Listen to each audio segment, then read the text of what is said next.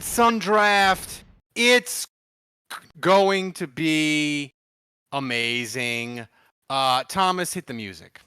You fucked up, bro. Do it again. We have a great show for you tonight. Sean Payton's still mad at Michael Thomas for ghosting him. Wil Lutz's groins exploded. And we have our world-famous UDFA adopted son draft. I'm picking second, and I'm going to win. Thomas, hit the intro.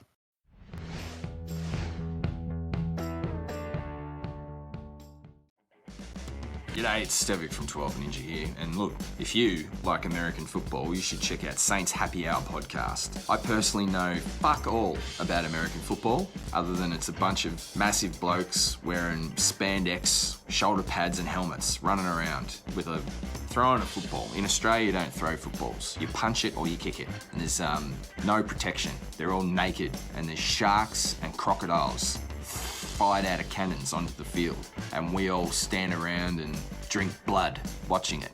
But if American football's your thing, you know what to do. Saints Happy Hour podcast. Stick it in your ear hole. All right, everybody, welcome to another edition of Saints Happy Hour podcast. Perfect start. Perfect. Chef's kiss. Hey. Yeah. Everybody, we're on Twitch, as you know. Pound that donate button. So Thomas can get paid in Vladi Divac or whatever we pay him in Polish. You can donate that way. By the way, the funniest clip that people watching the show make, we're going to play it every episode. We're going to play the funniest clip. So make yourself a Twitch clip of this show, and maybe we'll play it next week. Thomas has got some funny clips to do. The first person that donates $5, they get a VIP badge after we get affiliate status and sub badge. I don't know what that is, but Thomas says it's pretty cool. So donate, make it happen. All right. The show start was as bad as the Saints news day today. It really was.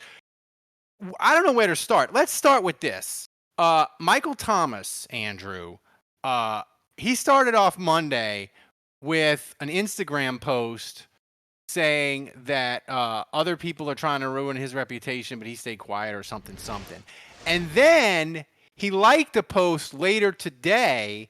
Oh, there it is. He said they tried to damage your reputation. You saved theirs by not telling your side of the story. Hey, Michael, you can tell us anytime you want. Just tell us what's going on. And then, Andrew, this is also the first thing he's tweeted since the middle of June. Yeah, that's right. Keep that in mind. He hasn't tweeted since like June 6th or something like that. So here's the question, Dave. When he says they, is he talking about the Saints or is he talking about Jeff Duncan? Or us? Oh. Or us? No, I think he's talking about the Saints. The second I saw this, I was like, oh my God, I can't. Here we go. I can't believe this is the shit we have to deal with now.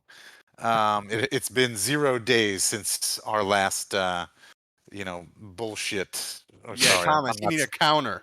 Days since Saints. Yeah, you're off to a great start, Dave.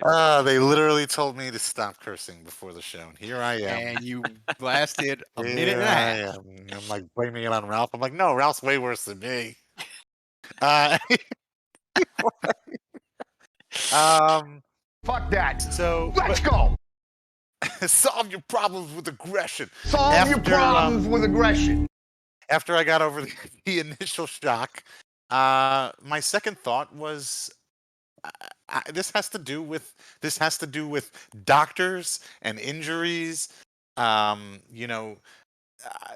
a story behind this, and Michael Thomas is obviously unhappy with the Saints. He's unhappy with whatever narrative he thinks they're pushing out. But I immediately said this has to do this. My impression is that Thomas had an injury. This goes back to last year. He had he had his injury last year, early in the season. Maybe the Saints told him one thing as far as how to deal with his injury, and maybe he listened to that, and then the Saints now are upset because Michael Thomas did what the Saints wanted to do, and that's kind of led him to this path now. And now they're upset with their request and the results of that request. Keeps this up. I'm taking the fat head off the wall. It's.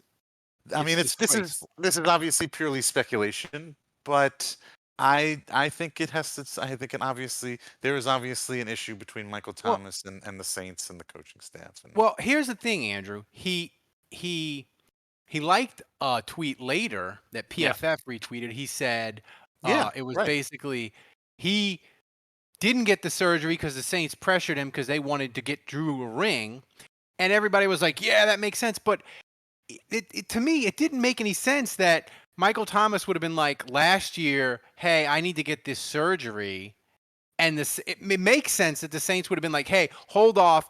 We can win a Super Bowl. Try to play through it." That makes total sense. The Saints wouldn't have wanted him to get the surgery last year during the season. But it makes no sense if he wanted the surgery during the 2020 season that he wouldn't have got it the week after the Tampa game. That makes no sense. Yeah, well, so look, I think I don't know if he wanted to get it after the Tampa game. I think it's more, and this shouldn't be surprising to Michael Thomas, but look, I think Michael Thomas's gripe is that he gets injured. Last time Michael Thomas answered the phone. Yeah, it's the Rams game. He is disappointed that I think he's been out of shape because the Saints asked him to play after his injury. They're like, "Nope, you're good, you can play." And as soon as the season ends, they're like, "Nope, you need surgery." Cam Jordan has complained about this in the past. I don't know if you remember this, but Cam Jordan played through some stuff. I think this was a year ago. And right when the season ended, they said, "Yeah, dude, you need core surgery." And because his muscle was ripped off the bone, remember? And right. Cam Jordan says, "It's interesting. As soon as the season ends, they tell me I need surgery." Like, he actually tweeted that out. And so this isn't new, right? Like, that's the business of the NFL. The teams are willing to roll the dice and let you play. And this is the thing about those kind of injuries where it's like in the gray area. It's not a torn ACL or an Achilles where you can't play, you're done, you need surgery. It's cut and dry, it's clear. These gray areas where you've got the Delvin Breaux x-ray and it's inconclusive, right? Or the Michael Thomas situation, or where like you get different opinions and some doctors are like, "Dude kind of needs surgery," and another doctor may say, he could probably play on it and maybe get through the season, and you could decide to have surgery and shut him down, or he could try to play through it, and he might be good and he might not be. And obviously that's the area. So you have to make these tough calls. And I think so that exists in the NFL and it affects athletes, and it's a thing. We know that. Athletes should know that. But I think the problem here is that we're also dealing with a player that's really stubborn, that's really immature, and that's posted cryptic stuff on social media that has tended to go to social media to lash out as opposed to dealing with someone man to man and handling the issue. He has decided to not answer phone calls from the people that cut the checks. And I think there's a real lack of maturity and a lack of professionalism. Yeah, not gonna work here anymore anyway. So actually, it's interesting that you say that, because I actually do think Michael Thomas will play for the Saints again. And I think in a perfect world, both sides would be happy to part ways, but they can't. And it's not that dissimilar from Aaron Rodgers, and it's not that dissimilar from Russell Wilson. In a perfect world, I think both quarterbacks wanted to play for different teams this year, but they signed deals. It's very cap prohibitive. It's not just that you can trade a supreme player for great draft picks. It's that you've got to deal with the cap ramifications of trading them away. And it's prohibitive. And so it's the same thing with Michael Thomas. The Saints aren't going to take a $22 million cap hit next year to trade him. They're just not. Okay. So that's great that the Saints are fed up with him. Medicine's not a science. It's great that the Saints are fed up with him, and it's fine that like Michael Thomas wants out, but like I have a hard time seeing that happen. Dave, you want a dog pile in the Saints dock. What about next year? Can we trade him next year for Aaron Rodgers? You can trade him after June, and you can make it only be $13 million dead cap hit if you trade him after June. Interesting. But Dave, I want to pile on the doctor. I mean, it's like Andrew summed it up. He mentioned prior cases. I think he mentioned Delvin Breaux. This is Nick Fairley, bad doctoring. Nick Fairley's. It's different. I mean, different. I don't think they're necessarily looking for a hole in your heart or something like that. I don't know. Yeah. But yeah, no, I mean, this is. I agree with everything Juge said. I mean, there's probably some blame to go around on the Saints' part, and I would say there's probably some blame to go around on Michael Thomas's part in the way he's handling the situation. Ajari Evans said it pretty well, actually. Thomas, if you check out the what I sent in our direct messages, you can pull up the tweet. But I think Jari Evans summed it up pretty well. He says, look, I think Michael Thomas is a tremendous player, but he misplayed this. If you have an injury and you go into the offseason, if you have an injury, you have to go into the offseason with a plan, and his decisions didn't help. So, the bottom line is I get that there's distrust. I get that he would want a second opinion. Those are all, I get that he's unhappy, but you don't return phone calls. You don't show up to your second appointment. And then all of a sudden you're getting surgery in June. Like that's unacceptable. Yeah, well, the other thing that's unacceptable, Dave, is we fell down on the job and didn't realize that when Wil Lutz had just the inkling of a groin injury, that his groin was going to explode and he was going to have to fly to Philadelphia to get the mesh from Dr. Myers. Like, we should have been on that. When everything goes bad for the Saints, you knew as bad as this summer was going, somebody's groin was going to explode. Yeah, minor groin tweak is always core surgery waiting to happen. Hernia. It happens every year to the Saints. We should have seen it coming. Sports hernia. And it was a kicker. Like, of all positions, kicker is the one where, like, if you have a groin injury, that's a problem. But Dave, does the Wil Lutz injury, does with all the crap that the Saints have had this summer, does it not phase you? Does it just bounce off of you, or does it tilt you over the edge and you're like, oh, this is the last straw now? I'm completely panicked over 2021. At this point, I think I'm getting a little numb to it. I think you kind of hit the nail on the head there. Dave Cariello panic meter is at what? Well, fever pitch. Well, see, the thing is the way I react to panic is I just go the other way and I'm just like, fuck it. And I don't pay attention to it. I just forget about it. I don't let it bother me. I go zen. So, I mean, my panic level is way up here, but you're not going to get that from me. I'm not going to act that way. I've already resigned myself. I'm thinking, when are we doing season? I'm 6-11. 6-11, I think. No, people asked if we trade Thomas, what would happen? What can the Saints get? If we trade Thomas, executive producer extraordinaire for the show, you go back to audio that sounds like a bottom of a swimming pool, and you go back to the chroma key colors in the live stream. That is stupid.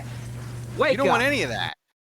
But Thomas, here's the thing, Andrew, I was panicked about Lutz, and I thought it was really bad. But then I heard Sean Payton in his press conference after practice today. He sounded like a guy that maybe Wil Lutz isn't going to be out as long as we thought. Thomas, play Sean Payton from the post practice. He started with a core muscle strain, and then last week it progressed some, and so rather than wait, we're going to go ahead and have that done right away. And I don't have a time frame. I didn't see his PR announcement, but that's where we're at with it. Michael Thomas is watching that, and he's probably like, he's getting surgery right away, huh? Thomas cleaned up that audio, because that audio in real time sounded like Payton was at an iron factory. Just so you know. I just want to let people know that the Saints audio is worse quality than ours. That's what I want to say. Continue, Dave. Well, you just trampled all over my joke. I made the joke and it was done. Sorry. It's over. Sorry. Just ruined it. That's the worst joke I've ever heard. Well, yeah, it is the worst joke I've ever heard because you can't even hear it because Ralph was talking over half of it. All right. Sorry. Continue. There's nothing to continue on. I made the joke. Just gonna sit in the silence. They now. signed some kicker I've never heard of. Yeah, Bill Maher. How did you get the Bill Maher fathead on your wall already? Yeah, it's impressive. That was quick. Wow. Bill Nice Maher. job, Ralph. Bill Maher. That's From not HBO, a kicker. That's from the host. HBO That's late the night. host from HBO. Oh, right. Liberal host that everyone hates. Liberal? Is he His liberal? comedy show. I saw him in Palm Springs. His comedy show. Like I thought he was right wing. worst $75 I ever spent. It's Brett Maher, by the way. Yeah. But Bill Maher's brother. Dave. Ralph can't say Big anyone's Nuts name Lutz, right. Like how big a loss is this if he's not back till October? I don't know. I don't know anything about Bill Maher's brother Brett. So I mean, who knows? He could be really good. I mean, I don't know where'd this guy come from. Andrew's in front of a computer. I've never heard of him. Yeah. Andrew. Yeah, he so you don't remember, so I remember this guy because he made like 3 60-yard kicks with the Cowboys. I think he has the NFL record for most made 60-yard kicks in a career. 60 plus. Good to me. He's the dude that missed like 4 field goals and then they cut him Yes. the next day. Yeah. So Oh, he's that like dude? he's got like a now I'm worried. he's got a ridiculous leg and no accuracy. I compared him to the Cam Newton of kickers. In other words, he has no accuracy, but at his peak, at his ceiling, it's awesome, right? And he's hit 3 kicks over 60 yards. So you have these moments of, oh my God, the strongest leg I've ever seen, and then he extra points. Right. Yeah. I think he has actually missed extra points. I'm sure he has. Yeah. Well, now I'm not feeling so good. He's Thank you, only Andrew, for that. so his career long is 63. So that speaks to his leg strength. Was that in Denver? No, I think that was in Dallas that he hit that one. He's never kicked for Denver, but he's only 74%, which at this stage I feel like That's all poverty kicking. I feel like all kickers are above 80% in the league. So like 74 is incredibly low for a kicker. I feel like. Yeah. And he was 20 for 30 his last year. That was 2 years ago. But and he's got that's a 2 out of 3 on him. Yeah. Dave, when is Lutz coming is the back? Wil Lutz injury, is it the least of your concerns? Not anymore. Jesus Christ. Is it the least of my... I don't know about least. I think biggest is Mike Thomas.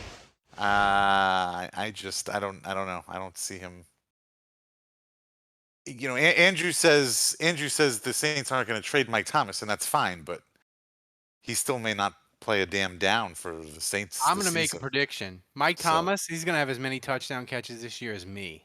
As but he the did second last year year in a row. That's my prediction. Yeah. And I don't like that prediction. And it's upsetting because in a season where we have a new quarterback, whether it's going to be Taysom or whether it's going to be Jameis, whoever it is, I know damn well either one of those guys would really like to have Mike Thomas out on the field helping them and making them look good. So it's Lil Jordan season. You know what really scares me about this new kicker is that it became personal with me.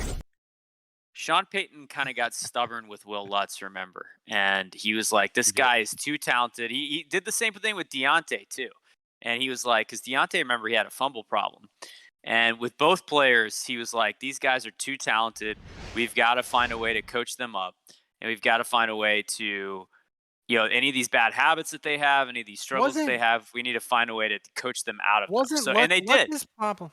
Lutz's problem wasn't misses, though. Wasn't Lutz's problems he got like a bunch of kicks blocked? Yeah, it was a trajectory thing. But he did miss some kicks, too. But, yeah, it was more of a trajectory thing where he would get them blocked. But so they coached it out of the players, and obviously the rest is history. Wil Lutz and Deontay have been very successful for the Saints. But I wonder if that's gone to Sean Payton's head a little bit. And so now he's like, just go get me the most talented guy you can find. will coach any problems out of him. And this kicker, he might not be salvageable. Eventually this is going to come back to bite him. I would have rather just them sign like an old crusty veteran that's like John Carney. automatic from like 40 yards and in. John Carney. Yeah, straight like from just Poland. automatic from 40 yards and in. Did you guys see that picture of Thomas Morstead standing on John Carney's shoulders this week? There you go. John Carney looks as fit as ever. Like he actually looks really strong now. Like he looks like a bodybuilder.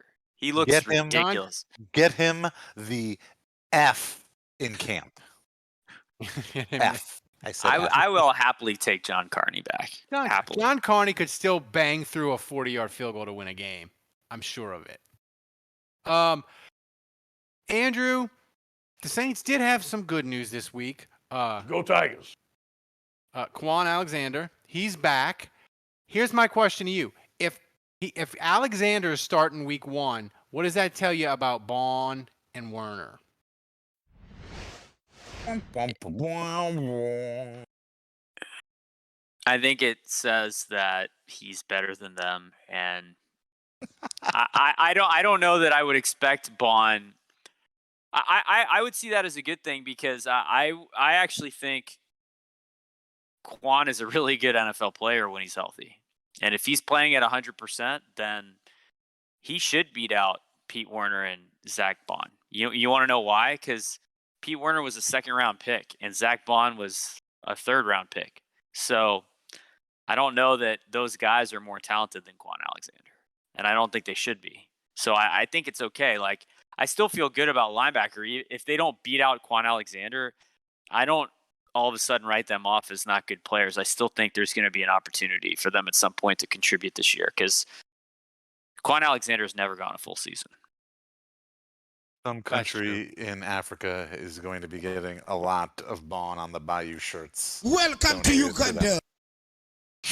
It could be Uganda, maybe. Dave is just trying to get the merch angle. So the Saints also signed a corner, Adonis Alexander, never heard of him. Josh Peterson, that's Doug Peterson, the old Eagles coach. That's his son. And Dave, just when we thought we didn't have any potential corners to trade for because Xavien Howard, Miami redid his deal, gave him more money, we learned today CJ Henderson of the Jaguars is up on the trading block. So, of course, the Saints are interested, according to Jeff Duncan. But here's the reason why I want it to happen, Dave. If they trade for CJ Henderson, I can merge CJ Henderson and Chauncey Gardner-Johnson, and I can never be wrong because it's CJ, the initial. We would have 2 CJs. And a PJ. Right. And a PJ. Oh boy, there's a sitcom. There's an 80s sitcom name in there somewhere.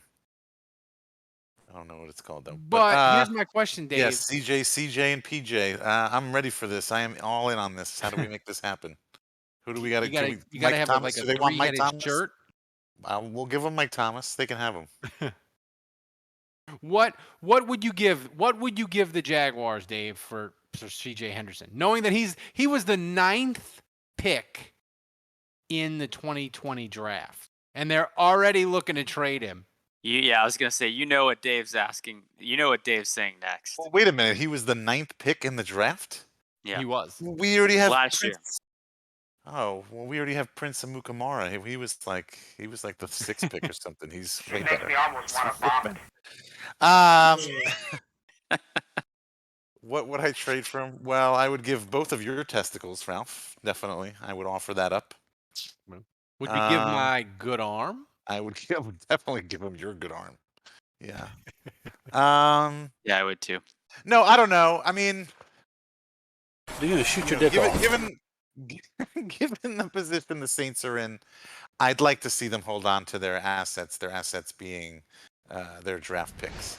I think they're going to need those in the future, whether it's to get the quarterback of the future that they want, or whether it's to fill the myriad holes they have on this roster. There's quite a few. So, so I don't know. I don't know whether they're going to be willing to do that. And if they're not, I don't know whether they're going to have enough ammunition to play with another team that's going to want CJ Henderson, that's going to be willing to give up more. Again, if we're talking players, obviously Mike Thomas, that's been going around, or that idea has been thrown out there, but I don't know how feasible that is. Player for player trades, that's highly unusual. So I don't know. I don't know if they're really. I think I see them more just sticking with their current philosophy, which is going through the discount bin at the Best Buy and seeing what they can pick up, as opposed to blowing it all on a big name. But I could be wrong. Can I just throw out one tidbit, Ralph? What's that? CJ Henderson's RAS score was a 9.97. Never Oh mind. my God. Never mind. Jeff Ireland. He is Jeff Ireland has had to change his underwear hourly. As the panties your mother laid out for you? As he calls Loomis to tell him to make this happen. Oh my God. I mean, that's a lot. That's locks. I mean, Andrew, I would say the Saints would probably do anything but a first. If he's almost a 10 on the RAS score. He's like a Farrah Fawcett, Bo Derek. Had I known that, okay, maybe I could see them giving away a second or a third round pick for that, because that's what they're going to draft, that guy, somebody like that anyway, next year. So, all right, I take that all back.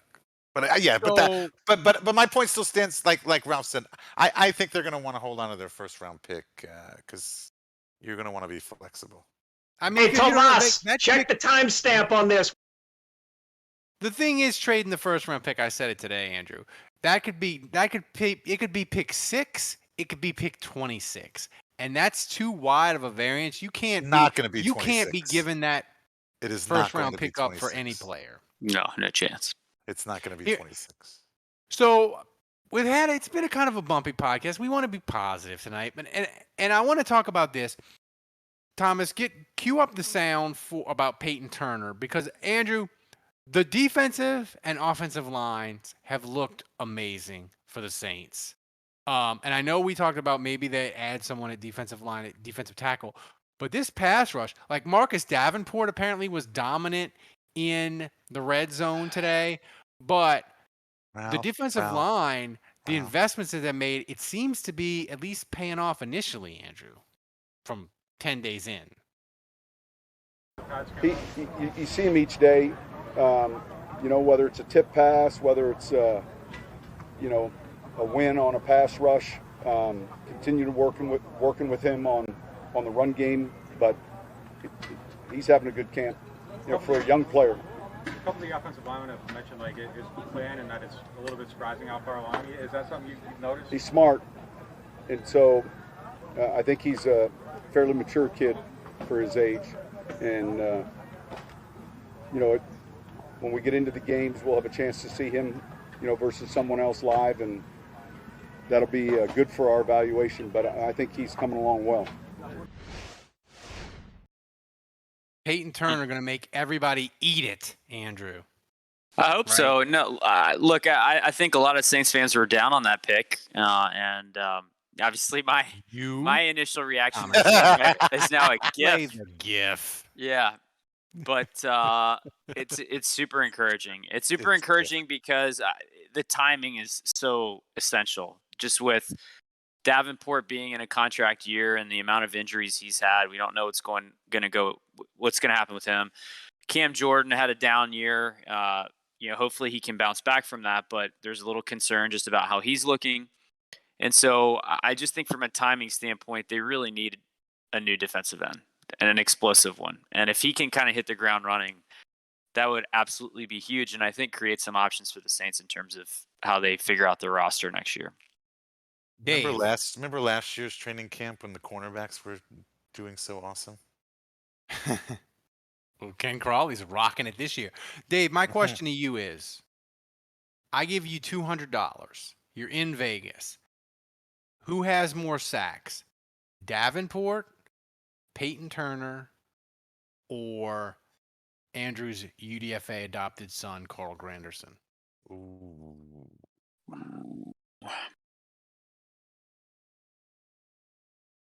I am going to say. I'm gonna say. Okay, Marcus Davenport. I don't think he's gonna.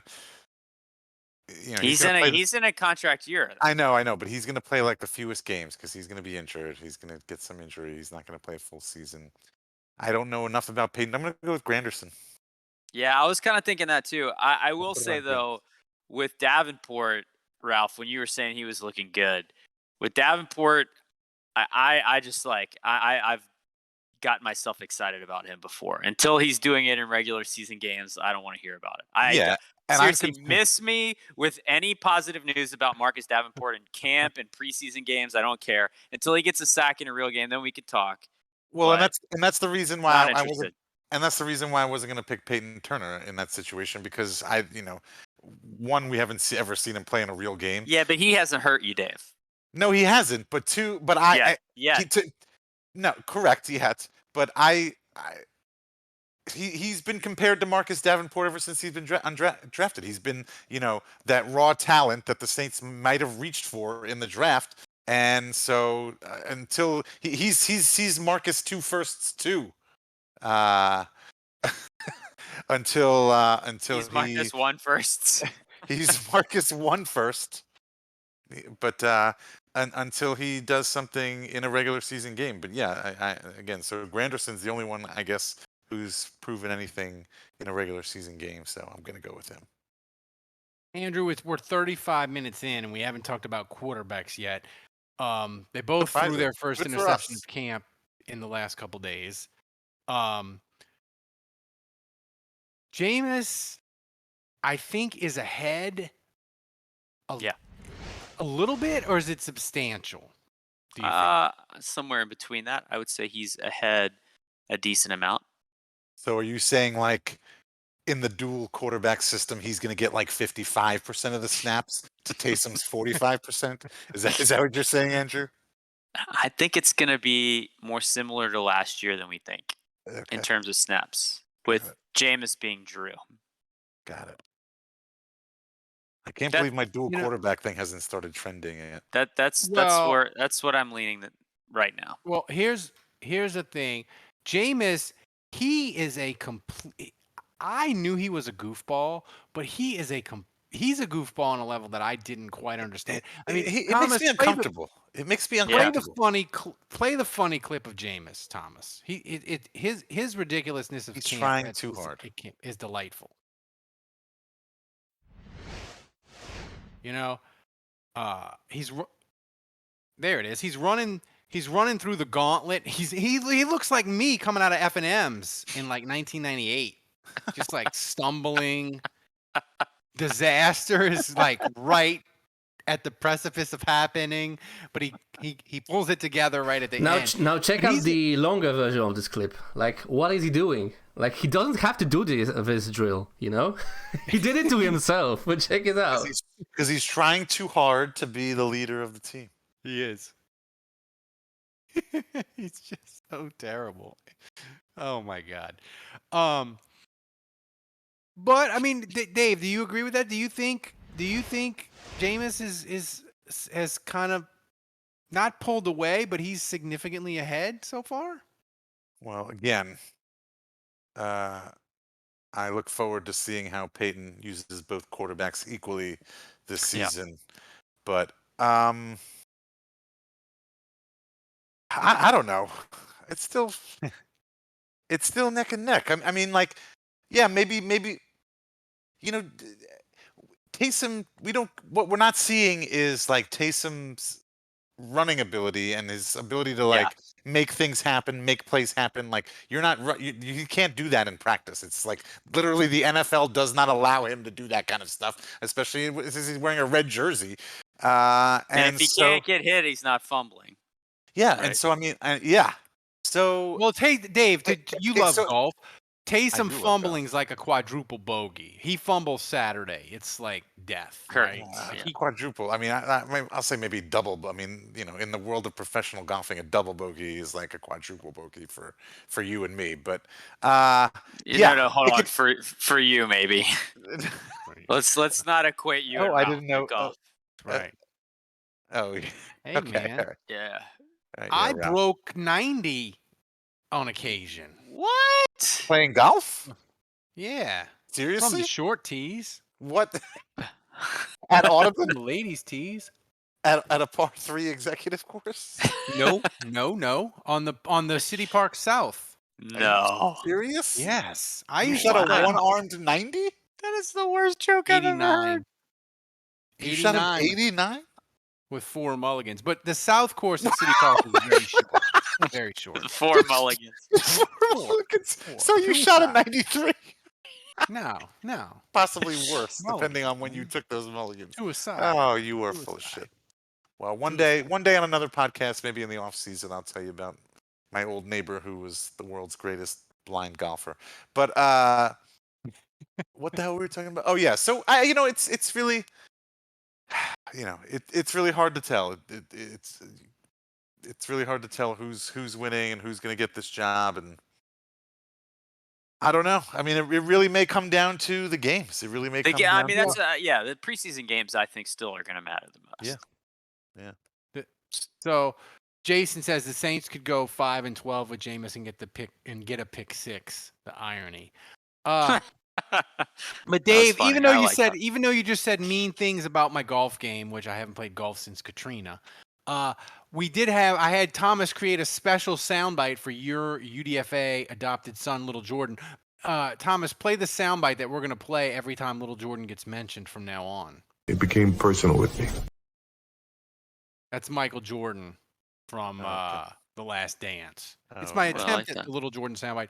Maybe it didn't hit like I thought. That joke didn't land. I think it kind of. Yeah. It's not that great.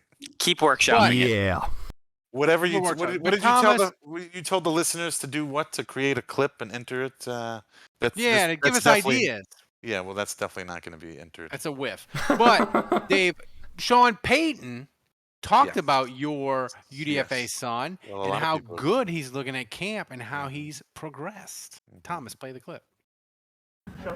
Fair to say Lil Jordan Humphrey has kind of made some strides as a receiver. I think this week has been a pretty good week. He catches the ball well, naturally in his hands. He can stay on the ground without jumping. He's had a few good catches inside. He's a pretty smart player. Good, You good things to hear from the boss man. Lil Jordan. He does have good genes. He does have good genes. He's the Lil to the big. Are you Jordan. feeling good about Lil Jordan locking down the Proud dad. roster spot, Dave? I feel comfortable. I think at this point, if the season were to start today, I think he's on the 53-man roster. Now, I'm not going to go crazy. He's not the number one guy. Marquez Callaway, Marquez Callaway, I think is the leader in the clubhouse. I think right now he's your number one, and then Kwon. But I think he gets a spot. I think he gets a spot. Saints Otis, Especially says, while Dave, Deontay's gone. Jesus. Not that him and Deontay are in the same kind of family of type of Dave, receiver. you look like an astronaut when you're reclined. It's very weird. Ground control to Major Towns. Hey, Tomas, check the timestamp on this. You got to save that bullet in the chamber for when we start drafting UDFAs. Yeah. So the last soundbite I got is, I think the guy who's gonna, if you told me pick a guy for the Saints that's gonna break out and be amazing this year, it's Ceedy Duce. I think he's going to be fantastic. He talked about today how he doesn't like people, which I loved. We didn't have that sound, but Sean Payton talked about his progress as a player and how he tries to walk the line of being a jerk, not getting penalized. And Sean Payton mentioned also this. He mentioned how Chauncey Gardner-Johnson is trying to work on being more detail-oriented. I thought that was interesting. Thomas, play the clip. Well, it's his personality, and you never want to, you never want to change someone's personality. His focus on the details is something he's working on. As you watch the cut-ups from a year ago, understanding the leverage, understanding the scheme, and really fine-tuning the little things. But yeah, I mean, it's an emotional game, and he's one of those players that obviously plays with that type of emotion, and it's just, making sure that it doesn't cross the line. But he had a good practice today. Would you say you've seen good things out of him in this camp overall? Yeah, and yet still there's some technique things that we want to clean up early on, especially early on, and it's just play in, play out, on to the next play. The exactness of his position and the attention to detail is something that I know that is a big area of emphasis, and he understands that. Is attention to detail not having people punch him in the face, Andrew? Or is that getting more people to punch him in the face?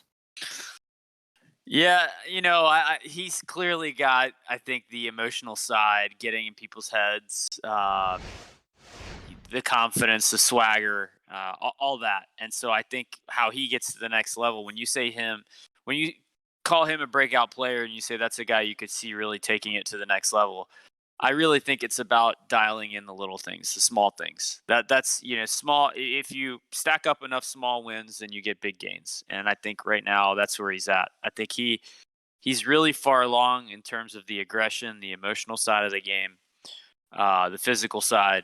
And I think there's just little things with technique that I think are going to push him over the hump to make him elite. He's really close. I think I agree that he's an underrated player in the league. And I think he Dave, can be how many people? I'm gonna disagree with Andrew wholeheartedly right there. I think that CJ Gardner-Johnson is. You almost said Henderson there. Yeah, are we talking about CJ Henderson or CJ Gardner-Johnson? Or PJ Williams? PJ Henderson. No, or PJ Gardner-Johnson. Patrick Robinson, actually. I'm going to disagree with Andrew. I think CJ is apparently in the twilight of his career because we are. Hey, Tomas, check the timestamp on this. We are now a week and a half in a training camp. Nobody's punched him.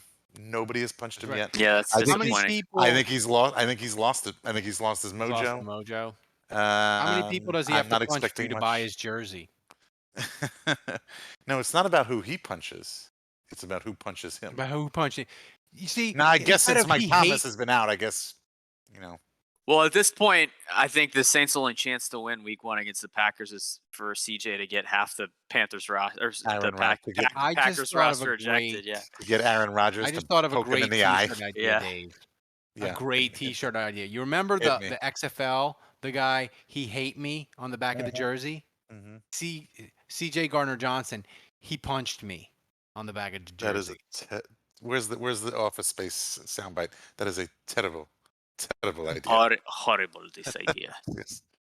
Horrible. Stop looking for it. Just stop. You missed it. It's over. Don't. I've ever heard in my lifetime. Yes, it's horrible. This idea. Nice.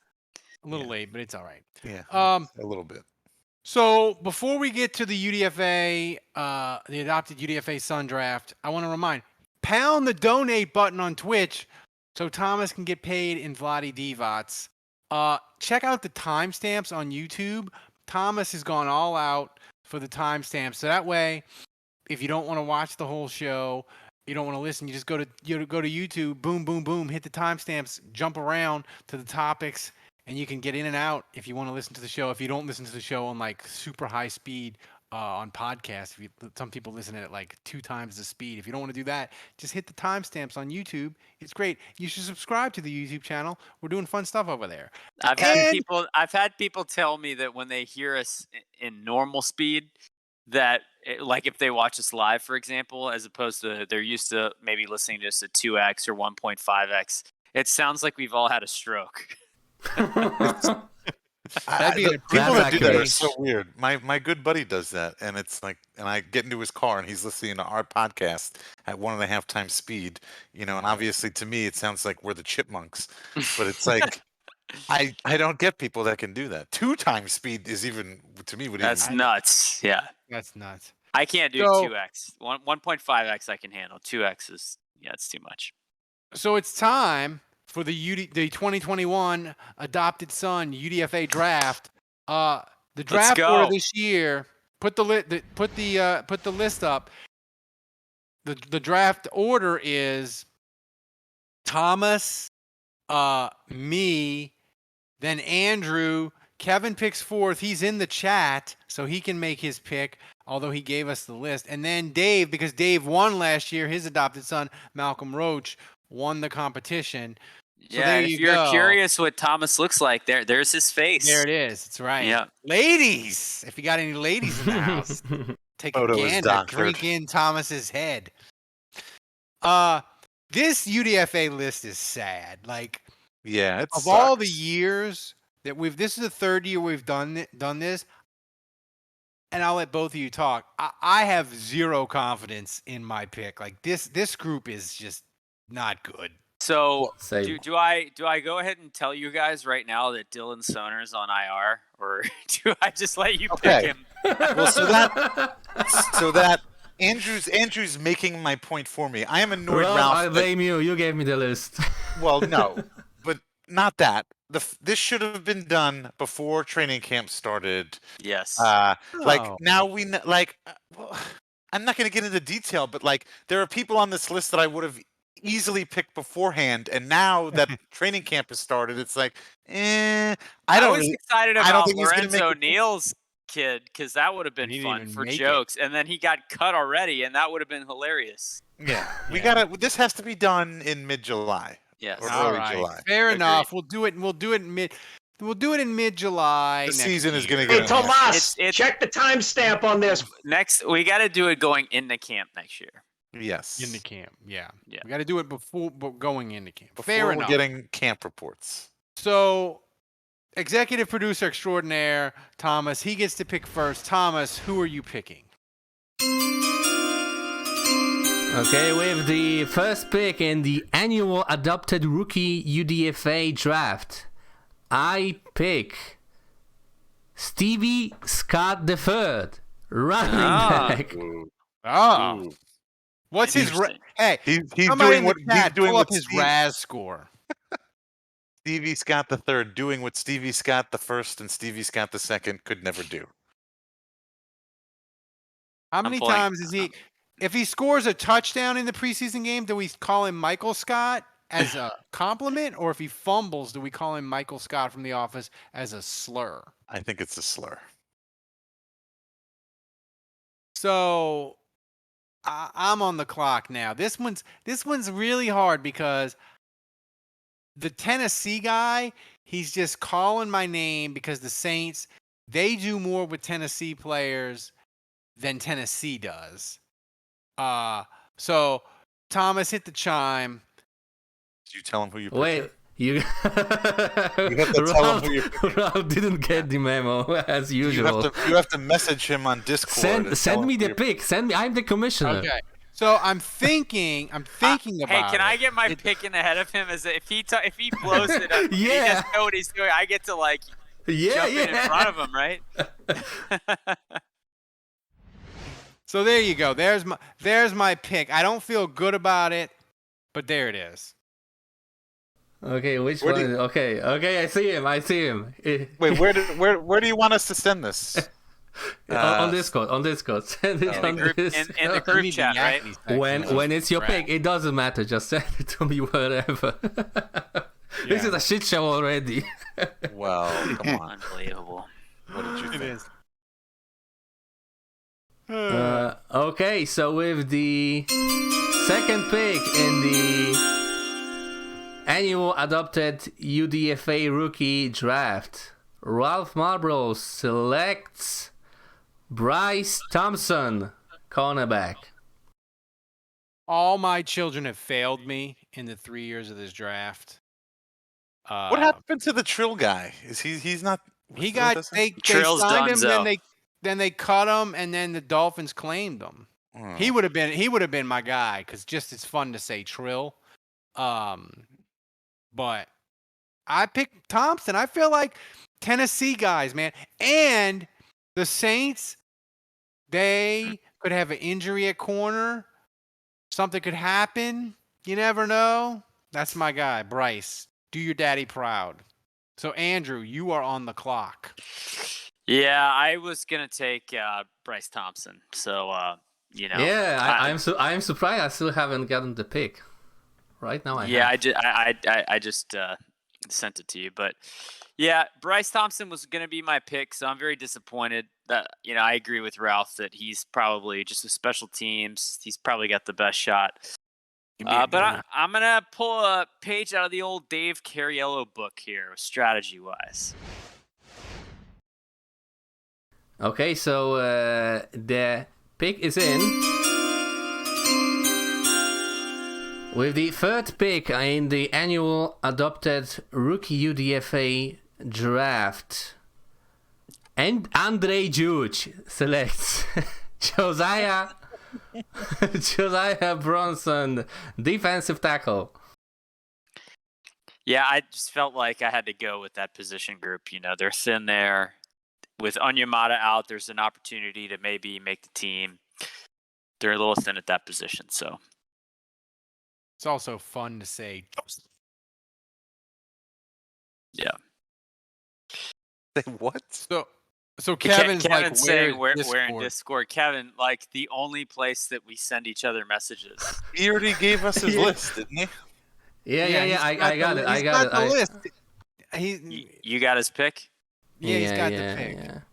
Okay. I got the pick. I got set it up. So talk a bit more. So of course, Kevin's yelling though. He's yelling at you. I feel like Kevin. His pick last year for Tony Jones was we laughed at it. I feel he like almost won. If that guy wouldn't have got hurt against Carolina, he'd have had the 100 yards that Ty Montgomery had, and Kevin would have won the whole thing. Yes. So, I mean, we mock Kevin because he doesn't know the players, but here we go. The pick is in. So, in the 2021 annual adopted rookie UDFA draft, Kevin Held selects Nolan Cooney, punter. Oh, come on. That was my pick. God damn it. I know. Come on. Evan. God damn it. Reading the room, getting his guy, screwing over Dave. This is reading the public Discord chat. But here's the thing. Wait, wait. Are you fucking kidding me, Thomas? Did he do that? He saw my pick and then he took my pick? Oh no, he's not in the group. How come? He turned in his pick. I think Cooney was at the top of his board. Yeah, he was. That he sent in ahead of time. So well, I was only Cooney's not gonna make the team, so whatever. Fuck you, Kevin. Enjoy. Oh no. And you still wanted to pick him, Dave. Well, because just for shits and giggles. Dave, you were totally right. Ralph excuses, way more than you on this show. Yeah. Well, I'm heated. All right, I don't normally get this hot. All right. Well, I don't. You know what? I'm last. I don't need this. Well, I guess I do need to send it to the commissioner. You gotta pick a dude with the first right. name Shaq, right? No. All right. Hold on. Well, I got a lot of connection. I could go Dylan's my son's name. He's on IR. Oh well, okay. Well then I'm not. All right, I'm gonna. That would be fun. That would be hysterical. Hey, maybe he's gonna come back. Reminded us that he's on IR. Dave picks him anyway. That would have been hysterical. Maybe he's gonna replace Michael Thomas. All right. Switch to wide receiver. This sucks. This is terrible. My God. All right, play the music. Commissioner. I'll tell you. You my still pick haven't sent me the pick. I know. All right. Great. With the. You're worse than Ralph. You're worse than Ralph. With that is the worst insult you have ever given Dave. Ever. Worse than Ralph. With the 5th pick in the 2021 annual adopted rookie UDFA Sun draft, Dave Cariello is picking Lawrence Woods, cornerback. And I'm only picking him because at this point, he's probably got about as even a shot as all the other cornerbacks they've signed in the last week. Everybody's coming in fresh. Nobody knows the playbook. And everybody's new. What the hell? Come on, Lawrence Woods. Let's make it happen. I like that. Welcome to the family. Josiah, go see Jordans. Granderson. Don't go to Keith Washington. He's on IR. But That's go right. see Felix Granderson will tell Felix you. says in the chat, How to make I it. have Bryce Thompson right here on my wall. He's already a That fat was hit. quick, Ralph. I got it. Impressive. Impressive. Right next to the Bill Maher fan. Thanks. I was Thanks to gonna Thomas. take Shaq Smith. I was really in between Bronson and Smith. Yes. Yeah. Anyway, it's over now. We may have a difficult time this year because the first year it was great fun because we had Granderson and Lil Jordan both active, both playing. Last year, Roche won, but it really wasn't that great. This year, it may be For the you, it person wasn't that that great. wins is like one that is the guy. He doesn't even play. He's just active on game day. Yeah. 1 week. The Like, first right. guy to make a tackle wins. Right. The bar is going to be set really low. Yeah. Nolan Cooney, all he needs to do is punt once, and Kevin's got it. So In practice. Yeah. well, I mean, Gillikin's groin could explode, and then Kevin's winning. Oh, Well, they could bring Thomas Morstead maybe he's back. gonna replace Wil Lutz. Maybe. Maybe he's gonna So- switch to kicker, you know? Everybody thank Thomas. He did an amazing job with the graphics on the Yeah, that UDFA, was fun. Sun draft. That was great, Thomas. By the way, I want to remind you people, we have only 4 Saints 2021 season survival mugs left. Nancy, Tyler, Nathan, they all signed up right before the show. They can get their mug. It's going to be amazing. You should do it. We only have 4 left. That's if you want them before week 1 against Green Bay. We may order more if people really want them, but we're running out of them. They're hotcakes. People love them. Dave did an amazing job designing it. You should get them. Thomas, it's time for the trivia. I'm really proud of this trivia. I think it's gonna confuse and frustrate people, and it's I've got a Google difficult fired up question and like ready to last go. week. No, you have to close your eyes this time, Dave, because you are cheating. Oh, really? No Yeah. Googling. No No Google. Googling. Google won't help him. You dirty cheater. All right. So Thomas, pull up the trivia. We need a trivia jingle. Oh, Yeah. boy. Oh, Can no. you work on that for us, Dave? With They'll put horrific They'll audio. put us in Discord jail if we. I mean, they'll put us in Twitch jail if we play Jeopardy. Why is that quality so terrible? It does not sound like that on my phone. I want to say this is Henry Childs. Now, who is the not Henry first Childs? Saints tight end to catch 60 passes in a season? It's not Henry Childs. I Dave was already thinking Googling on his Who phone. Williams? Who Williams? He's I was already thinking it Googling was- on his phone. Check him out. I was thinking it was Henry Childs. I was thinking it was. Then I was thinking it was Jimmy Graham. I was like, "There's no way it could be Jimmy Graham." Then I was thinking it was Wesley Walls, who had good Yeah, seasons I was for the about to Saints. say Wesley Walls. Yeah. Shockey in 2010. And now Billy Nah. Miller back in the day, 2006. Nah. Dave Parks. Oh my God, Jason. That's one. You talk about a disaster move by the Saints. He was a guy. He was a free agent the Saints signed in the 60s when free agency was illegal and San Francisco took away picks from the Saints. Hobie Brenner. But Hobie Brenner never caught 30 passes in a season. Benjamin Watson. Andrew Googling. Josh Hill. Googling. Billy Final Miller. answer, Trotman. anyone? Billy Miller. It's not Billy. He Adam never caught Trotman. 60. No. Cam Cleveland. Is it that UDFA who's on IR? Mark Campbell. No. No. So Childs never caught 60 passes. Nope. Are you sure it's not Kobe Fleener? Zach Maybe Hilton. look at the silhouette. Greg Scales. I mean, Andrew Glover. Is it Jimmy Graham? Okay, maybe. Is it Let's tell them. Let's tell them.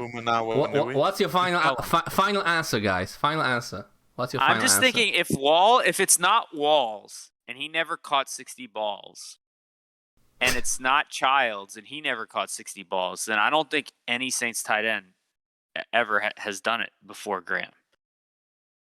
And I would say Watson has maybe done it since. Wait, I'm saying Kobe Fleener. I don't think Fleener's never caught 60 balls for the Saints. Give him the drum roll. Brrr. Tell him the answer, Thomas. I think if it's not Childs, I'm going to say it's Jimmy Graham. So what's your final answer? Jimmy Andrew? Graham. Are you sure? Yeah, that's my pick. Okay, let's find out then. Does look like Jimmy Graham. He does. Let's go! Let's go. There you go. I just woke Jimmy up Graham. my kids. Good Dan Arnold. So what's the most balls Wesley Walls caught then? 53. Really? Yeah. That's it? Yeah, like And what about Childs?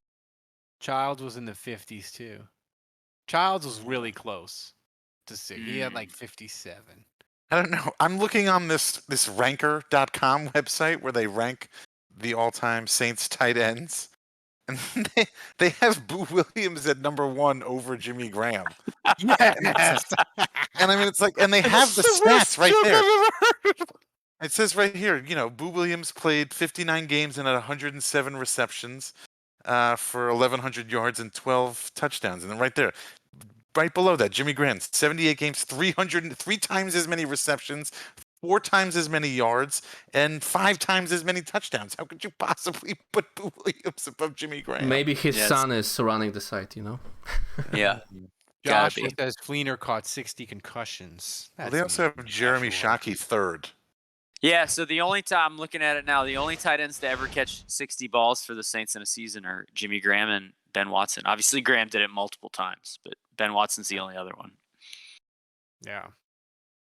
And if people, Budrich has submitted some trivia questions that I may use, but Budrich's trivia questions are difficult, like Trivial Pursuit, orange as they should. Color, difficult. Yeah, like they're crazy difficult. So Dave has to Google them. Dude, there's no hope of Googling Budrich's trivia questions. Well, lay one on me. He's like, what's the only Saints player to have an interception and catch a touchdown pass? Like, it's nice. just I like it. it. Yeah, like it's the only Saints player to get an interception and catch a touchdown pass. Yeah, like that probably implies. Yeah, that's a good one. That implies probably that it's an old school player that went both ways, or no? Yeah, it's like you gotta have like a defensive lineman, or like you gotta have like a guy that played defense and then got in at the goal line or something. I'm telling you, man. Budrich was giving me quality trivia. God, I don't know. That's crazy. We'll use them next week. We might fire that one out next week. All right. So, or on Thomas. Friday. Oh, yeah, that's right. We got Friday. Me and Dave probably, or just me. Maybe we'll see. Dave is, I think, going to join me. We're gonna do a pregame show. We're gonna preview the Saints Ravens on Saturday, and it's gonna be great. And we're gonna have a fun time. Join us on Twitch again because we got to get a certain amount of hours to become affiliate, so we can give you badges and all kinds of fun stuff. And you can subscribe to us via Amazon Prime and all kinds of cool stuff. But we got to get there first. So, Thomas, explain to people what the clip of the week is, because I'll just ruin it or screw it up, and then play the clip of the week.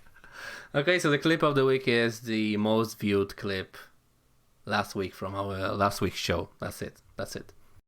Probably the most funniest one, but we didn't have that many last week, but let's hope it will change for this show. Okay, so let's go. The clip of the week. Sputnik is Ken Crawley, clearly. Sinovac is the Chinese vaccine, apparently, and Sputnik is the Russian one. Who's the free agent guy they signed from Tennessee, the UDFA? Thompson or whatever. He's Sinovac. Well, Adebo's clearly none of these. Adebo is a tall glass. There you go. Clip of the week. A clip by Dreamo. Clip of the week. Yeah. We need to do a better job of setting up the clip of the week. By the way, still not much talk about Adebo. Unvaccinated corner. Adebo, the unvaccinated. Well, when they get CJ Henderson up in here tomorrow. Yeah, it's not a good sign that the Saints keep adding corners. Like, they signed Prince Mukamura, they signed Adonis Alexander, they signed Brian Poole. Ralph can't say anyone's name right. And he keeps saying, we need to add a corner. Like, it's still in the news, in the media. Every time we add a corner, it's not enough. Sean Payton wants more. So, yeah. Not good. Not good, a great sign for the unvaccinated corner. Not good. So Thomas, now it's time to hit the music. It's time for the Ralph Shuffle. Take it to the top.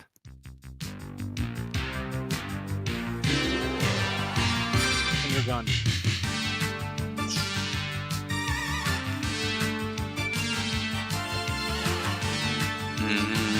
Is Twitch going to hit us up with copyright for this, Thomas, you think? No, I don't think so.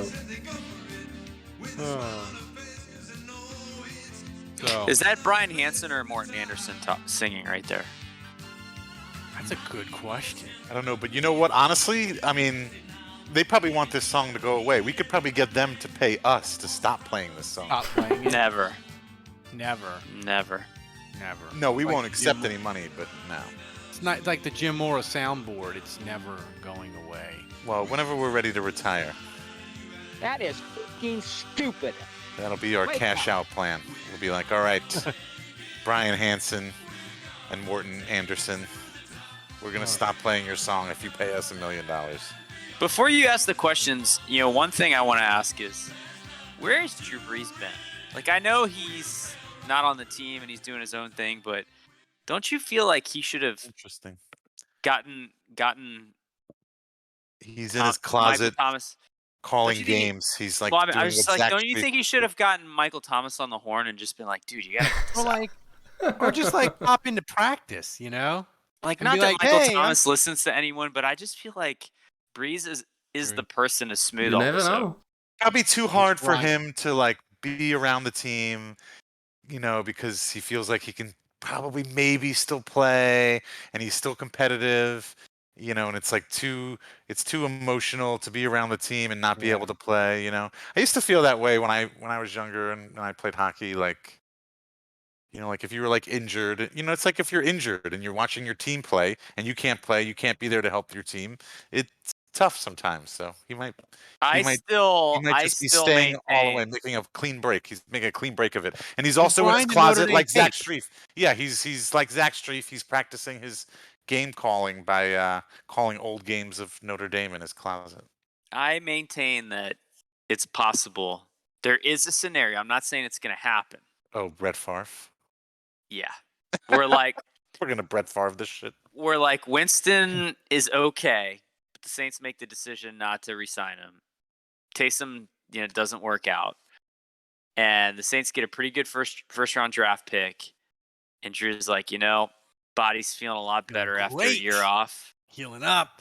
Yeah, wearing the copper sleeve. Let's run it back. That is you're playing idiotic. You think Payton's gonna go with a triple quarterback? That's crazy. He's gonna rotate 3 quarterbacks in a single game on a regular basis. That would be holy shit. You're gonna shoot your dick off. He really is an offensive wizard. Yeah. All right, Thomas. What next? Okay, first question comes from Jason Champagne. He's back. Should we encourage David Griffin Presser to become the official spokesperson for all Mike Thomas matters? David, is he talking?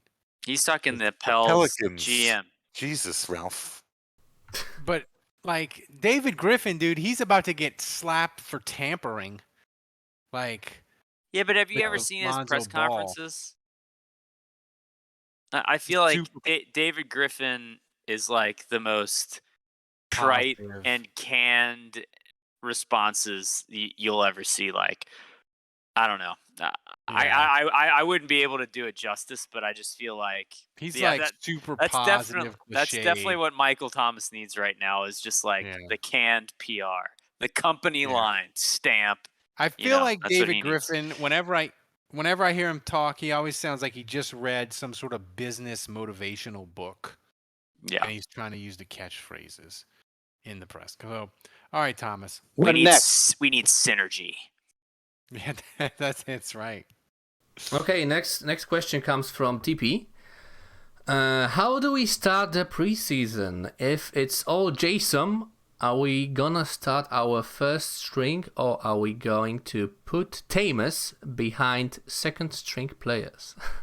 Ooh, it's good. They're gonna decide that this week, right? I think Taysom gets the first crack. That's my prediction. Dave, who do you think gets first crack? In the first preseason game? Yeah. Jameis, and then Taysom comes out on the second series, and then Jameis comes out on the third series, and then Taysom comes out on the fourth series. They alternate. I'm just. Oh, sorry. I want to know who. Wargoat. I always say his name. Is it Wargoat? I think it's Wargoat. It's Italian. It's Wargotti. Wargotti. He says that David Griffin's presser is a Twitter account that parodies David Griffin's press conferences. Synergy. We're a family. We're bonded. Like. Yeah. Dave's cam went into 5 FPS. Yeah, so I think Taysom gets the first crack, I think. But maybe they'll reward Jameis for looking a little bit better. So, yeah, I could see it going either way. Well, I'm curious as who Sean Payton touches and gets to break the news. Like, who gets to break the news of who starts? Well, does it really matter? Rossini. It's got to be Rossini. Rossini just had a baby. I don't know.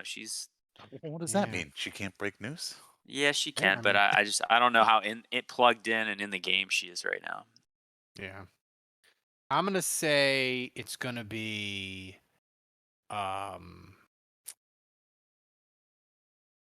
Schefter. It's gonna be Jeremy Fowler. Jeremy Fowler is gonna break the news. That's my guess. Well, I'm going with Ian Rappaport rap sheet. That's a good guess. Yeah. Okay, so the next question, Ralph, you kind of spoiled during the show, but it comes from Budrich, so I didn't want to make Andrew angry. Okay, so Budrich asks, who will have more sacks this season, regardless of how much time they miss? Marcus 2 first or Payton 1 first?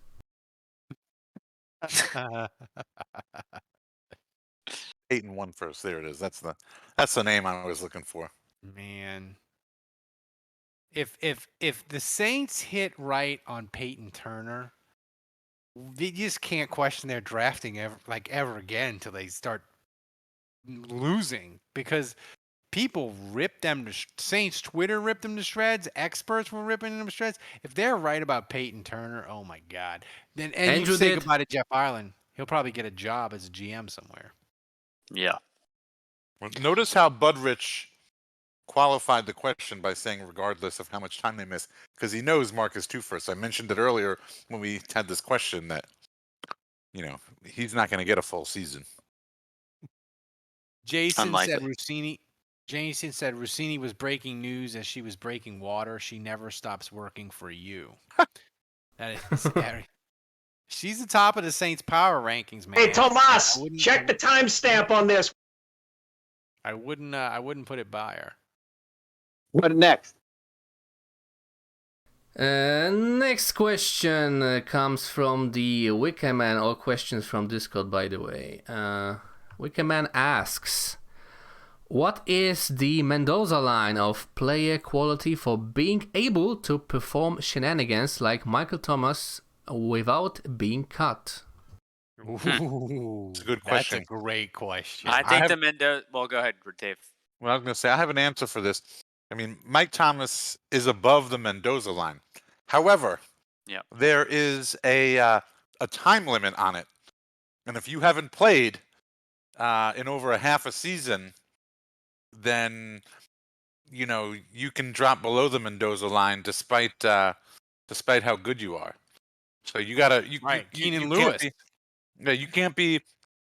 If you're good, that's great. Then you can talk trash. But if you're good and you're injured all the time, no, you don't get to talk trash. So Mike Thomas is currently, he hasn't played in a while, so I don't know. I think he's lost some clout, some trash talking. Who would be a player that could do shenanigans that you wouldn't quite be sure that they would chase them off? The cat's awake. I would. Who? The cat's awake. Oh, the cat. Yeah, the cat. Whining. I would say I would Ramczyk. He's not going anywhere. No, but I mean, like they can't go. No, but he's talking about like the line, like right where the shenanigans might get you cut, but might not. Like, what's the line where you're just good enough to where they're like? I was gonna say Demario Davis. Like if Demario Davis was pulling the same stunt, he'd be donezo. No. I think he's too good. I think he's too. I think they'd tolerate it for a while. I would say well, apparently Paulson Adebo. Yeah, good point. That's a good point. He's right, but the he's thing a draft pick though. He's he's a good point because he's right at the line.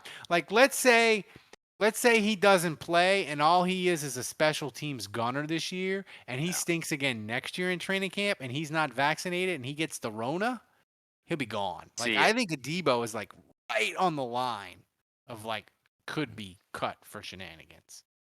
It's a great question though. What next? Okay, last question comes from Saints Rabbit. Who's the best kicker on the podcast? Kicker of what? Ass? Me. Footballs. Oh. It can't be me. Yeah, Ralph is at the bottom of the list. Well, you have two good legs, Ralph. No, I do not have two good legs. Have you ever seen me walk, Dave? Yeah. Oh yeah, I have. No, I was gonna say clearly he's never seen you walk. Yeah. I just thought that was like carryover from your arm or something. I don't know. No. Two good legs. Get out of here with that. I forgot you had all those pins put in. Yeah, I remember you telling me. Yeah. Okay, so not Ralph. Yeah, probably. Andrew played soccer. Did you play soccer, Andrew? Nah, I mean a little bit, but I was bad. I also Kevin's have like wrestling make him a good kicker. Yeah, I don't know. Do I qualify or not? Yeah, Thomas is from Europe, dude. I'm European. Oh, yeah. It's a no-brainer, guys. It's a no-brainer. I think the answer is Thomas. I think so. Yeah. Exactly. Thomas, by the way, Poland. Producers. 4 gold medals. Good job, Poland. I think the better question would be if you needed one of us to score in a penalty shootout to save your life, who would you pick? Well, I think he's talking about football. No, is he? I mean, American football. Kicker? Like field goals. Yeah, no, there's no kicker position in He's soccer. asking because Wil Lutz is injured. Right. Went over his head. Well, no, okay. Who would you trust to make a field goal? Who would you trust if your life depended on it? Who would you trust to make a field goal? Okay, well, we're still back to where we were, not you. Yeah, not Thomas. I don't. Well, I can't say. How do I? I can't say Tom. I've never seen Thomas. I've never seen Thomas walk, let alone run, let alone. I do have some experience holding on extra points and field goals, so I can. I'll be the holder. Yeah, you'll be Thomas most. I can also long snap. I can snap pretty well. So you can snap and hold at the same time. I'll snap, and I'll high point it just high enough to where then I can run to the spot and then place hold, and then then Thomas, maybe I can make it from 15 yards, Yeah, I could see Kevin figuring out how to snap.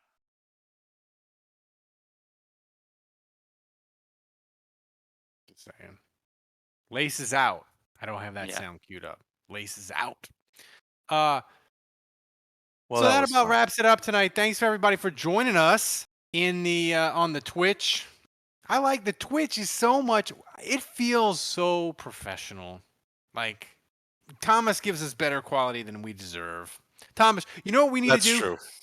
For the cold open, we need like a chime or a bomb sound effect go off, so I know that you like, have the timer. You have the timer, Ralph.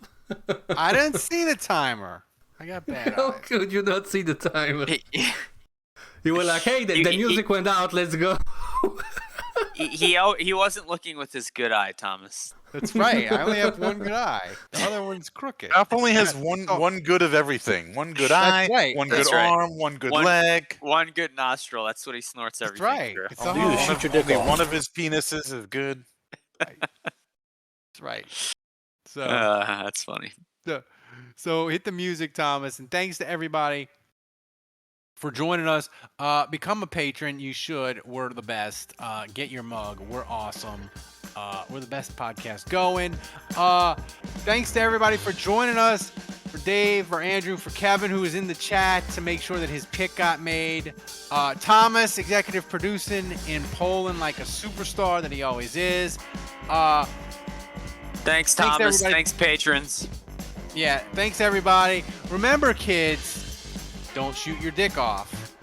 Until next time, the bar is closed. And join us Friday. Go get me a sack, Josiah Bronson.